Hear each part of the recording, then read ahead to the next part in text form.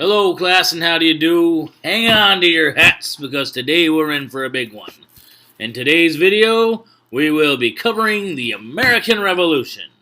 The Revolutionary War started when British General Thomas Gage sent his redcoat soldiers to Lexington, where they were ordered to capture rebel leaders John Hancock and Samuel Adams, and also to Concord, where they were to seize an arsenal of rebel-held weapons. Now, legend has it that old Paul Revere rode into Lexington yelling, "The British are coming! The British are coming!" and saved the day. Yeah, that's just poppycock.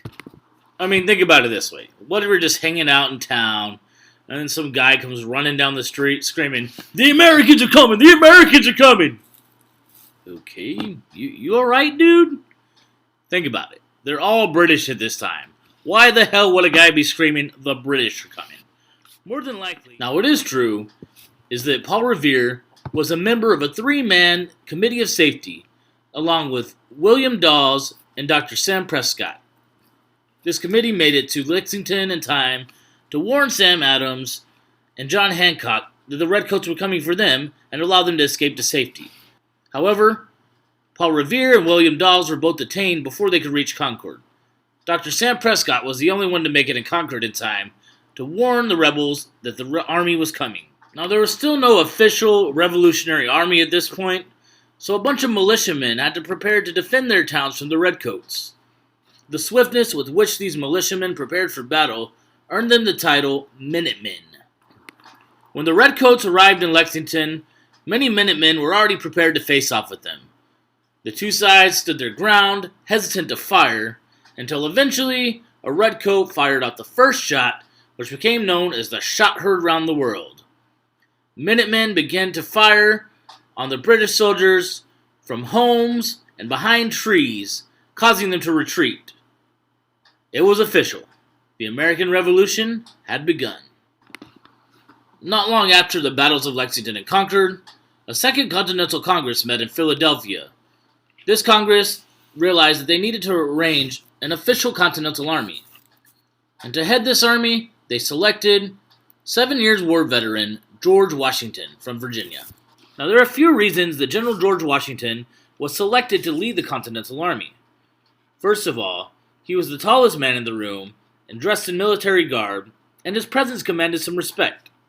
Secondly, he was known to have great morale with the men who he led in battle.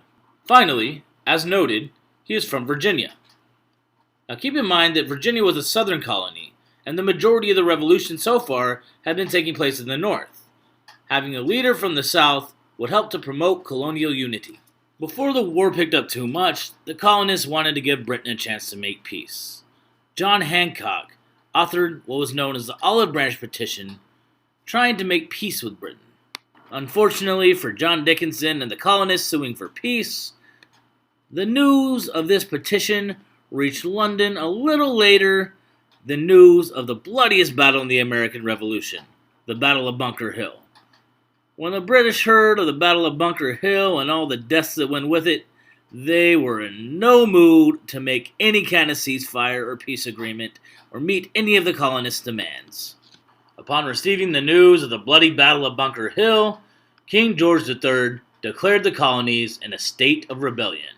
In 1776, author Thomas Paine wrote the pamphlet Common Sense, which was widely circulated and sold throughout the colonies.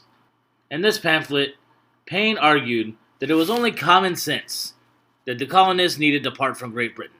He argued, "'Tis time to part." Paine's pamphlet shifted focus away from Parliament and toward the king. This made the call for independence more revolutionary in nature, starting to argue against a monarchy. Thomas Paine wrote this pamphlet in very simple English so that all classes of people could read it and understand it. He wanted this thing to go viral, and go viral it did. Also on board with a call for independence and a call for colonial unity was Benjamin Franklin, who argued, "We can all hang together, or we can all hang separately." This call for independence was answered on July 4th, 1776, when Thomas Jefferson, with the help of others, drafted the Declaration of Independence of the United States. It should be noted that not everybody in the colonies was on board with this movement for independence. About a third of the colonial population were loyalists, or Tories, that is, people who remained loyal to Great Britain. There was essentially a civil war being fought during the time of the American Revolution between loyalists and patriots. Furthermore, Great Britain had a lot of support from several Native American groups. The British also had some spies and double agents on their side. One such double agent was Benedict Arnold, who became known as the most famous traitor in U.S. history. Arnold plotted to overturn West Point, New York to the British with the help of an accomplice named John Andre. When Arnold's plot was discovered, he was sentenced to death by hanging. Also on the side of the British were German mercenaries called Hessians. These were the best soldiers that money could buy at the time. Great Britain also had the advantage of having a well-established and well-disciplined military. They were under the command of such leaders as William Howe, his brother Richard Howe, commander of the Navy, and later Henry Clinton, all of whom were expert military leaders. Since the British Army was already well-established and disciplined, there was going to need to be some disciplining in the Continental Army. The best man for the job in that regard was Frederick Baron von Steuben, a professional soldier who was appointed Inspector General. Another notable leader of the Continental Army was Marquis de Lafayette, who oversaw diplomacy and leadership. Another key diplomat for the Continental Army was Benjamin Franklin, who acted as an ambassador to France. Keep in mind, French support will be very important to an American victory. The key leader in building morale of the Continental Army was definitely General George Washington. No matter how hard things got, he managed to keep his troops on his side and keep them loyal. Two battles in which Washington was able to build the morale of his troops were the battles of Princeton and Trenton. In the Battle of Trenton, Washington led his troops across the frozen Delaware River to sneak up on British troops on the morning of December 26th. He caught them off guard, drunk off eggnog, and still passed out from celebrating too hard the night before. Oh, looky there, mate! There's soldiers coming over the frozen Delaware River! This victory gave a huge boost of morale to Washington and his men. Their morale would be boosted even further at the Battle of Princeton. In this battle, Washington would lead his troops to capture nearly 1,000 Hessians, severely weakening the British force.